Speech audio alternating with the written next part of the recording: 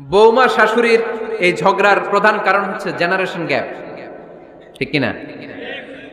শাশুড়ি এক জেনারেশনের আর বৌমা আরেক জেনারেশনের। শাশুড়ি ভাবে একরকম, বৌমা ভাবে আরেক রকম। শাশুড়ি চায় বউর উপর খবরদারি করতে, বউ চায় শাশুড়ির উপর খবরদারি করতে। এই ডমিনেটিং এর কারণে কিলাকিলি আছে না নাই? আহা, এটা ঠিক না। আমার শাশুড়ি মায়েরা যারা আছেন, প্রথমে শাশুড়ি দিয়ে শুরু করি। আমার মাইকের আওয়াজ যে ঘরগুলোতে যায়, আমার শাশুড়ি মাদেরকে বলবো, বউদের উপর অত্যাচার করবেন না। ছেলেরে প্রশ্ন করে, তোর কাছে তোর বউ বড় না আমি বড়? আছে না নাই? এটা একটা প্রশ্ন হইল। তোর বউ বড় না আমি বড়? দুইজনেই বড়। এক ছেলে সুন্দর উত্তর দিছে, আমার কাছে ভালো লাগছে উত্তরটা শুনে। এক মা প্রশ্ন করছে, তোর এতদিন আমি লালন পালন করে বড় করলাম, জীবন যৌবন তোর জন্য শেষ করলাম, আজকে বউ পাইয়া বউ তোর আপন হয়ে গেল। এবার ছেলে উত্তর দিছে, মা, আমার মুখ থেকে মা ডাক শোনার জন্য তুমি কি কষ্টটাই না করছো জীবনে। 10 মাস আমারে পেটে ধারণ করলা, খাইতে পারো নাই, বমি করছো, খালি ওষুধ খাইছো, তোমার পেট কেটে আমারে বের করা হয়েছে, 2 বছর আমারে দুধ খাওয়াইছো, পেশাব পায়খানা পরিষ্কার করেছো। বয়স যখন 3-4 তখন তোমার আমি মা ডাকছি, এই মা ডাকটা শোনার জন্য তুমি এত কষ্ট করছো। আর আরেকবারের মাইয়া এই ঘরে আইসাই তোমার মা ডাকা শুরু করছে। যেই মেয়েটা তোমারে মা ডাকে সে আমার আপন হবে না কেন মা? ঠিক কিনা? এই মা ডাক শোনার জন্য তুমি এত কষ্ট করলা, আমার লালন পালন করলা, 10 মাস পেটে ধরলা, পেশাব পায়খানা পরিষ্কার করলা, এরপরে মা ডাক শুনতে পারছো। আর আরেকবারের মেয়ে জানা নাই চিনা নাই এসেই তোমার ডাকা শুরু করছে মা। তো যে আমার মারে মা ডাকে তার স্থান তো আমার কলিজায়, ঠিক কিনা? শাশুড়ি আম্মারা যারা আছেন, প্লিজ বৌমাদেরকে কষ্ট দিয়েন না। অনেক শাশুড়ি আছে পান থেকে চুন খসলে রেগে যায়, পদে পদে স্ত্রীর ভুল ধরে, বউয়ের ভুল ধরে, আছে না নাই? এটা করবেন না। সে তো নতুন, আপনার অনেক এক্সপিরিয়েন্স হতে তার সময় লাগবে, তাকে সময় দিন, তাকে ভালোবাসুন, ঠিক কিনা?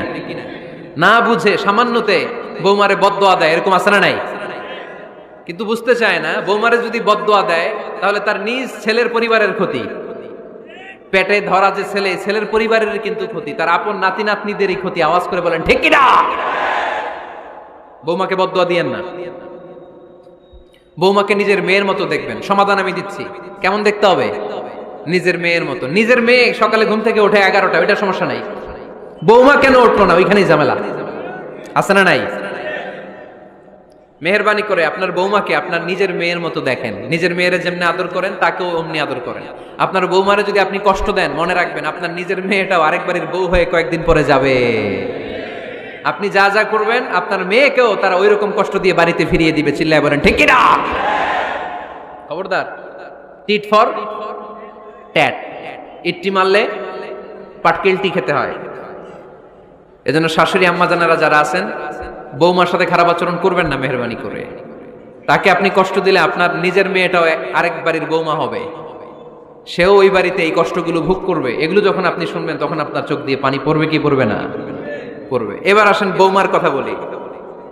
বৌমা যারা আছেন মেহেরবানি করে, বৌমা যারা আছেন মেহেরবানি করে আপনার শাশুড়ি আম্মাকে নিজের মায়ের জায়গায় রাখবেন। আপনার বাড়ি ছেড়ে নতুন বাড়িতে আসছেন, তো এটাই তো আপনার বাড়ি। আপনার মা রেখে দিয়ে নতুন মা পাইছেন, এটাই তো আপনার মা। তো ওনাকে মায়ের জায়গায় বসাতে আপনার সমস্যাটা কোথায়? বৌমারা খেয়াল রাখবেন, আপনি আপনার শাশুড়ির সাথে যে আচরণটা করতেছেন, আপনার শেষ বয়সে আপনার ছেলের বিয়ে দেওয়ার পরে যে বৌমাটা আসবে ওই আচরণই আপনাকে ফিরিয়ে দিবে। The nature has its own return. প্রকৃতির একটা মাইর আছে, এটা শেষ মাইর, এটা শেষ খেলা। প্রকৃতির খেলা বড় খেলা। আপনি আপনার শাশুড়ির সাথে যে আচরণ করবেন, আপনার শেষ বয়সে আপনি একদিন শাশুড়ি হবেন, এটা মাথায় রাখবেন। ওই আচরণই আপনি ফিরে পাবেন। আওয়াজ করে বলতে হবে ঠিক কিনা? এজন্য 9 নম্বর পয়েন্টস হচ্ছে মিউচুয়াল রেসপেক্ট। সবাই যেন সবাইকে ভালোবাসি। দোষ ছাড়া মানুষ নাই, সবার দোষ আছে। আমরা যেন একে অন্যের দোষ না খুঁজি। বৌমারা, আপনাদের কেন যদি আমার মাইকের আওয়াজ যায়, অল্প কিছু টেকনিক অবলম্বন করলে আপনি আপনার শাশুড়ির মন জয় করতে পারবেন। শাশুড়িরা আসলে বেশি কিছু চায় না, আগের জামানার মানুষ তো, এদেরকে ওইভাবে হাত করতে হবে। মাঝে মাঝে একটু শাশুড়ির মাথায় তেল দিয়ে দেন, চুলে তেল দিয়ে দিবেন আর কি, মাঝে মাঝে চুল আশ্রয় দিবেন, এগুলো কিন্তু খুব পছন্দ করে শাশুড়িরা। ওনার প্রেশারটা একটু মেপে দিবেন, ডায়াবেটিক্সের ওষুধটা খাইলো কিনা সময় মতো খোঁজ নিবেন, কি পছন্দ করে খেতে একটু রান্না করে দিবেন। যেই বক্তার ওয়াজ শুনতে পছন্দ করে ওই বক্তার ওয়াজগুলো ডাউনলোড করে শাশুড়ি আম্মাকে দিবেন, ইসলামী বই দিবেন। দেখবেন বয়স্ক নারীরা মাহফিল যেতে খুব পছন্দ করে, ওয়াজ শুনতে খুব পছন্দ করে, নবীদের কাহিনীগুলো শুনতে পছন্দ করে। বসায় বসায় একটু কাহিনীগুলো শোনাবেন। বাইরে বেরোলে জিজ্ঞেস করেন আম্মা আপনার কিছু লাগবে কিনা। আরেকটা টিপস আছে, চুল যখন আশ্রাবেন আর শাশুড়ির মাথায় যখন তেল দিয়ে দিবেন তখন অতীতের কথা জিজ্ঞেস করেন, দেখবেন অতীতের স্মৃতিতে হারিয়ে গিয়েছে আপনার শাশুড়ি। কি জিজ্ঞেস করবেন জানেন? জিজ্ঞেস করবেন আম্মা জান মুক্তিযুদ্ধের সময় আপনার বয়স কত ছিল? ওই সময় মুক্তিযুদ্ধের সময় আপনাদের এলাকায় কি কি হয়েছিল মা? আরেকটা প্রশ্ন করবেন, মা বিয়ের সময় আপনি কেমন ছিলেন? ওই দিন দেখবেন বুড়ি আর বুড়ি নাই, জুয়ান হয়ে গেছে।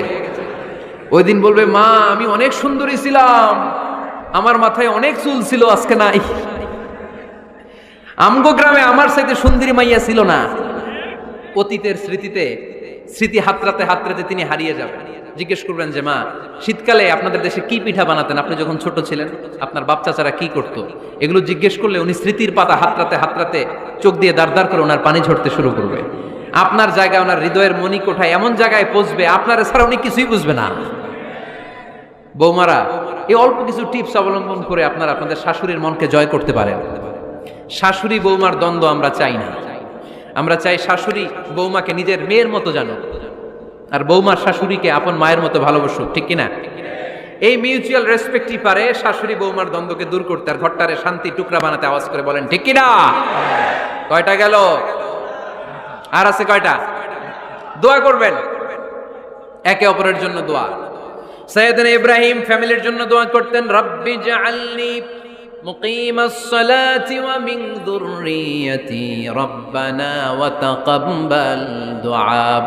ও আল্লাহ আপনি আমার নামাজ কায়েমকারী বানান, আমার কলিজার টুকরা সন্তান ইসমাইলকেও নামাজ কায়েমকারী বানান, আমার দোয়াটা আপনার দরবারে আপনি কবুল করে নেন। সুবহানাল্লাহ পড়েন। রব্বানা ইন্নী আসকানতু মিন যুররিয়াতি বিওয়াদিন গায়রি যী যারইন ইনদা বাইতিকাল মুহাররাম। ও আল্লাহ আমার সন্তান সন্ততি আমার ফ্যামিলিকে ধুধু মরুপ্রান্তর এই উপত্যকার মধ্যে তোমার কাবা ঘরের সামনে রেখে গেলাম, তাদেরকে তুমি নামাজ কায়েমকারী বানিয়ে দিও। গোটা বিশ্বের সব মানুষের অন্তর আমার ফ্যামিলির দিকে আল্লাহ তুমি ঝুঁকিয়ে দিও। ওয়ারযুকহুম মিনাস সামারাত, ফলমূল দিয়ে আল্লাহ তুমি তাদেরকে রিজিকের ব্যবস্থা করে দিও। তার মানে সব নবীরা তাদের পরিবারের সদস্যদের জন্য দোয়া করতেন কি করতেন না? আবার কোরআন আমাদেরকে শিখালো, রব্বানা হাব লানা মিন আজওয়াজিনা ওয়া মিন যুররিয়াতিনা কুররাতা আ'য়ুন ওয়াজআলনা লিল মুত্তাকিনা ইমামা। ও আল্লাহ এমন নেককার সন্তান এমন নেককার স্ত্রী আপনি আমাকে দান করেন যাদের দিকে তাকালে আমার চোখ দুইটা ঠান্ডা হয়ে যায়। চক্ষু শীতলকারী স্ত্রী দেন। বিয়ে যাদের হয় নাই ইয়াং ছেলেরা এই দোয়াটা করবা, বিয়ের জন্য দোয়ার দরকার আছে না নাই? প্রতিদিন এই দোয়া করবা, আল্লাহ এমন স্ত্রী দেন, এমন জীবন সঙ্গিনী আপনি আমাকে দেন, এমন লাইফ পার্টনার দেন যার দিকে তাকালে আমার চোখ জুড়িয়ে যায়। এমন সন্তান আল্লাহ আপনি আমার ফ্যামিলিতে দেন যাদের দিকে তাকালে আমার চোখ দুইটা ঠান্ডা হয়ে যায়। নেককার সন্তান নেককার স্ত্রী আল্লাহর কাছে দোয়া করে চেয়ে নিতে হয়। তাহলে ফ্যামিলি মেম্বার একে অপরের জন্য দোয়ার দরকার আছে না নাই?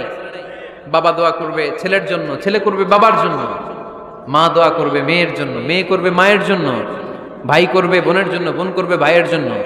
দোয়ার দরকার আছে না নাই? দোয়া করবেন সবাই সবার জন্য। এই যে কোরআনের বঙ্গানুবাদ পাওয়া যায় না এখন, কথা বলেন।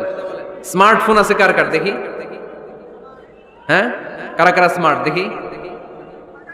হাজার হাজার স্মার্ট, মাশাআল্লাহ। এই স্মার্টফোনের ভেতরে আল কোরআন নামে বাংলায় কোরআনের একটা অ্যাপস পাওয়া যায়।